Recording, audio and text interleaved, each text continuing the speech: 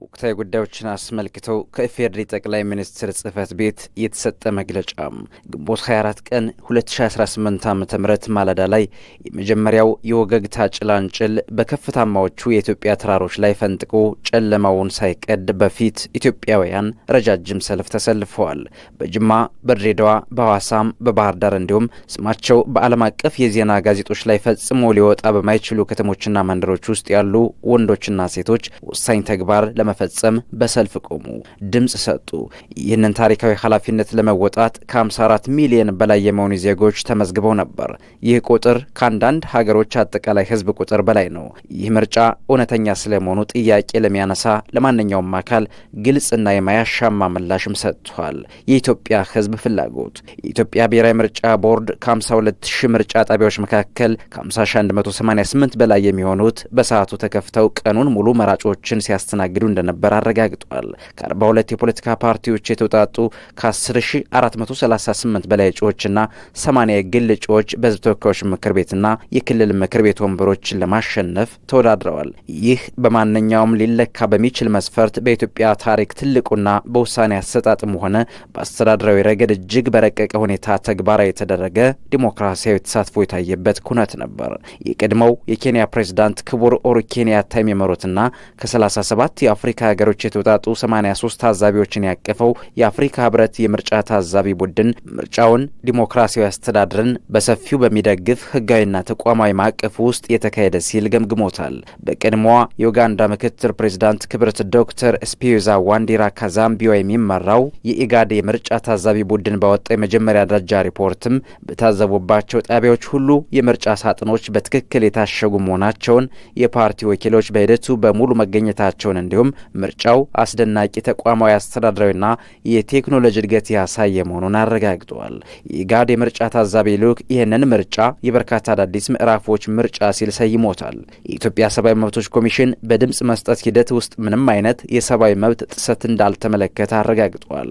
የሲቪክ ማህበረሰብ ታዛቢዎች ጥምረት በምርጫ ቦርድ እውቅና ከተሰጣቸው 55 ድርጅቶች 65299 ታዛቢዎችን በመላ ሀገሪቱ ያሰማራ ሲሆን 99 በመቶ የምርጫ ጣቢያዎች ላይ ያለምንም እንቅፋት የመታዘብ ዕድል ማግኘቱን አረጋግጠዋል። እነዚህ ታማኒነት ያላቸው ሀገራዊና አህጉራዊ ተቋማት ያደረጓቸው ግምገማዎችና የሰጧቸው እውነተኛ ፍርዶች ናቸው።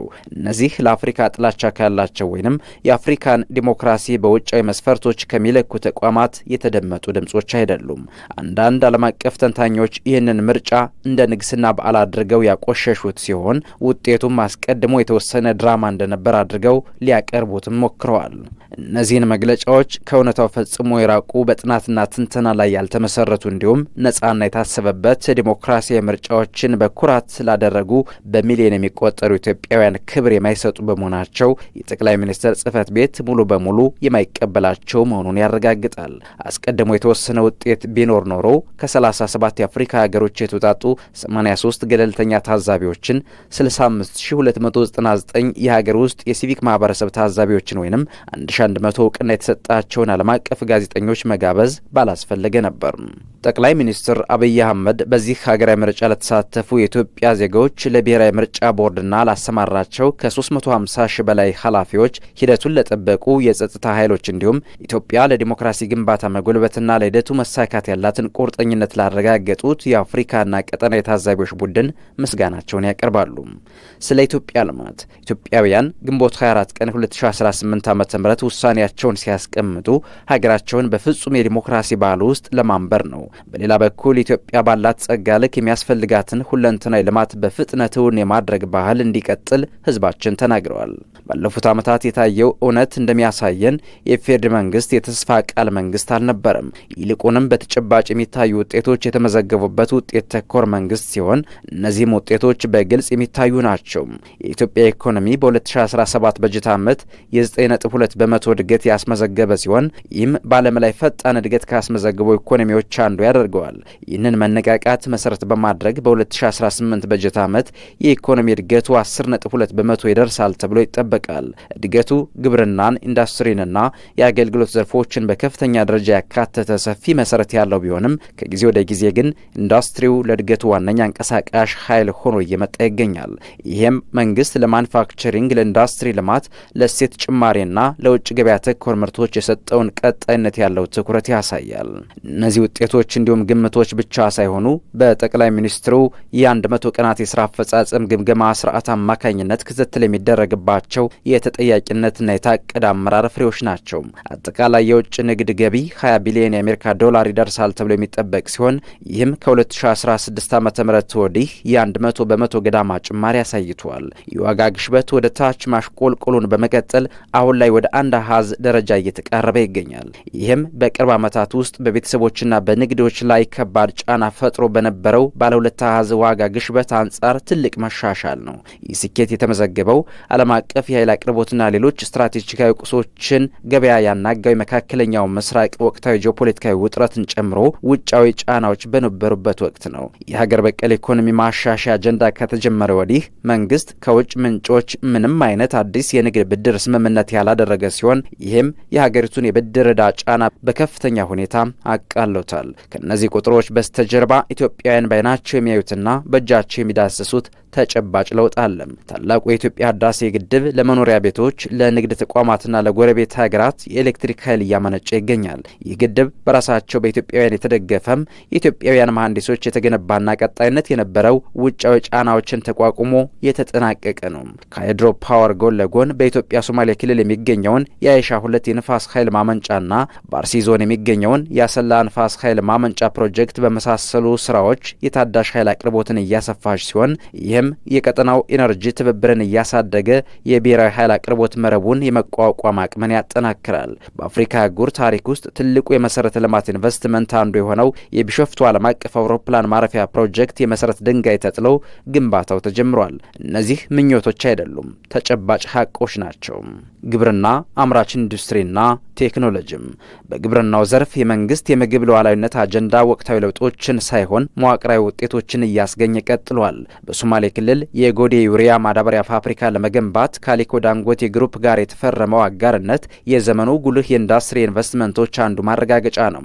ፋብሪካው በአመት 3 ሚሊዮን ሜትሪክ ቶን ዩሪያ የማምረት አቅም እንዲኖረው ታቅዶ እየተገነባ ሲሆን ይህም ኢትዮጵያ ባለም ትልልቅ ማዳበሪያ አምራች ሀገራት ተርታ ያሰልፋታል። ጠቅላይ ሚኒስትሩ ግንቦት 9 ቀን 2018 ዓ.ም የፕሮጀክቱን ግንባታ ሂደት በጎበኙበት ወቅት እንደገለጹት ይህ ፕሮጀክት በግብርና ትራንስፎርሜሽን፣ በምግብ ዋስትናም፣ በኢንዱስትሪ እድገት፣ በኢኮኖሚ ራስን መቻል ላይ የተደረገ ስትራቴጂካዊ ኢንቨስትመንት ነው ብለዋል። አስተማማኝ ባልሆነና ውድ በሆነ የማዳበሪያ አቅርቦት ለረጅም ጊዜ ለተገደቡት ኢትዮጵያውያን አምራቾች የዚህ ፕሮጀክት ፋይዳ ፈጣንና ተጨባጭ ነው። ከዚህ ምርጫ ጥቂት ቀናት ቀደም ብለው ጠቅላይ ሚኒስትሩ ግንቦት 19 ቀን 2018 ዓ.ም በነገሌ ቦረና ገዳ አውሮፕላን ማረፊያ ምርቃት ላይ ሲገኙ የታየው ተምሳሌትነት ለቦረና ሕዝብ ትልቅ ትርጉም ነበረው። ይህ ዞን በዓለም አቀፍ ደረጃ የሚታወቅበት ስም የሀገርን አንገት ያስደፋ እንደነበር የቅርብ ጊዜ ትውስቷ ሲሆን እርሱም ድርቅ ነው። ለ3 ተከታታይ ዓመታት የዝናብ መጥፋት በሚሊዮን የሚቆጠሩ ከብቶችን የገደለም፣ ቤተሰቦች ለውሃ ፍለጋ በመቶዎች የሚቆጠሩ ኪሎ ሜትሮችን እንዲጓዙ ያስገደደም፣ እንዲሁም በእነዚህ የግጦሽ መሬቶች ላይ ለዘመናት ራሳቸውን ችለው የኖሩ ማህበረሰቦችን ለአስቸኳይ ምግብ እርዳታ እጅ እንዲዘረጉ አድርጎ ነበር። ዓለም የሚያውቃት ቦረናም እርሷ ነበረች። የጠቅላይ ሚኒስትሩ የግንቦት ወር ጉብኝት ግን የተለየ ታሪክ አሳይቷል። አሁን ላይ ለአርብቶ አደር ማህበረሰቦችና ለከብቶቻቸው ንጹህ ውሃ እያቀረቡ ያሉትን የውሃና የመስኖ መሰረተ ልማቶችን የገመገሙ ሲሆን ከጥቂት ዓመታት በፊት አቧራ ብቻ የነበረው መሬት ላይ የክላስተር እርሻዎችን ጎብኝተዋል። በያቤሎ ባህል ማዕከል መርቀዋል። እንዲሁም በአየር ንብረት ሁኔታዎች ምክንያት ቀድሞ ተገልሎ ለነበረው ቀጠና ዓመቱን ሙሉ ትስስር የሚፈጥር አውሮፕላን ማረፊያ መርቀው ከፍተዋል። የአምራች ዘርፉም ተመሳሳይ የለውጥ ታሪክ አለው። በግንቦት 2018 ዓ.ም በተካሄደው 4ኛው ኢትዮጵያ ታምርት ኤክስፖ ላይ መንግስት ለ4 ዓመታት የተመዘገበውን ቀጣይነት ያለው የኢንዱስትሪ መስፋፋት ውጤቶች አቅርበዋል። የአምራች ዘርፉ የግብዓት አቅርቦት በአመት 9 ሚሊዮን ቶን ወደ 15 ሚሊዮን ቶን አድገዋል። የምርት አቅም አጠቃቀም ከ47 በመቶ ወደ 67 በመቶ ከፍ ማለቱን፣ የማኒፋክቸሪንግ እድገት ከ4.8 በመቶ ወደ 10.7 በመቶ ማደጉን እንዲሁም ለአነስተኛና መካከለኛ ኢንተርፕራይዞች የሚቀርበው ፋይናንስ ከ8.1 ቢሊዮን ብር ወደ 50 ቢሊዮን ብር ማደጉን ያሳያል። እነዚህ ስኬቶች በሀገር ውስጥ ምርት ላይ በከፍተኛ ሁኔታ እየተንጸባረቁ ይገኛል። ኤክስፖ በተጠናቀቀ በ20 ቀናት ውስጥ ጠቅላይ ሚኒስትሩ በ9 ወራት ውስጥ ብቻ ተጠናቀው ከ80 በመቶ በላይ ጥሬ ዕቃው ከሀገር ውስጥ የሚገኘውን ግዙፍ የኢንዱስትሪ ኢንቨስትመንት ግራንዲዌር የሴራሚክ ማኒፋክቸሪንግ ፋብሪካን በሞጆ ከተማ መርቀዋል። ቀደም ሲል በገቢ የሴራሚክ ምርቶች ላይ ጥገኛ የነበረችው ኢትዮጵያም አሁን ላይ የሴራሚክ ምርቶችን ከውጭ ማስገባት ሙሉ በሙሉ ለማቆምና ለውጭ ገበያ የሚሆን ምርት ለማስፋፋት እየተዘጋጀች ትገኛለች። በቴክኖሎጂ ዘርፍም ዘመናዊ ልማት ከጊዜ ወደ ጊዜ በዳታ በፈጠራና በዲጂታል ምርቶች የሚወሰን መሆኑን በመገንዘብ መንግስት ኢትዮጵያን ሰው ሰራሽ አስተውሎትና የኢንዱስትሪ 5 ነጥብ ማዕቀፎችን ቀድመው ከተገበሩ ሀገራት ተርታ እያሰለፋት ይገኛል። የጽንፈኝነትን ፖለቲካ ውድቅ ማድረግ በኦነግ ሸኔ አማጽያን በንጹሃን ዜጎች ላይ በተለይም በሃይማኖት ተቋማት ውስጥ ኢላማ ተደርገው የተፈጸሙ ጥቃቶችን ተከትለው የቤተሰብና የወዳጆቻቸውን ሕይወት ላጡ የአካል ጉዳት ለደረሰባቸውና የቤት ንብረታቸው ለወደመባቸው በአርሲ ዞን ለሚገኙ ወገኖቻችን ጠቅላይ ሚኒስትር አብይ አህመድ በኢትዮጵያ መንግስት ስም የተሰማቸውን ጥልቅ ሐዘን ይገልጻሉ። እነዚህ ጥቃቶች የሀገሪቱን ብሔራዊ እድገት ለማደናቀፍ ከሚሹ አካላት በአማራ ክልል ከሚንቀሳቀሱ የሀገር ውስጥ አማጺ ቡድኖችና ለሀገሪቱ ሁለንተና እድገት ጥላቻ ካላቸው የውጭ ኃይሎች ጋር በጥምረት እየተከናወኑ ሲሆን ዓላማቸውም በኢትዮጵያ ለመረጋጋትና የምርጫ መስተጓጎልን ለመፍጠር ሲደረግ የነበረ የጥፋት ውጥን ተከታይ ነው። መንግስት 7ኛው ጠቅላላ ምርጫ ያላንዳች የጸጥታ ችግር ፍትሐዊና አሳታፊ ሆኖ እንዲጠናቀቅ ከ1 ዓመት በላይ የዘለቀ ልዩ ትኩረትና ዝግጅት በማድረግ በቁርጠኝነት ሲሰራ ቆይቷል። በሌላ በኩል የጥፋት ኃይሎች ከባዕዳን ጋር ጽምዶ የሚል ቁርኝት በመፍጠር እኩይ ዓላማቸውን ለማሳካት ሰፊ የጥፋት ዘመቻ ሲያደርጉ ቆይተዋል።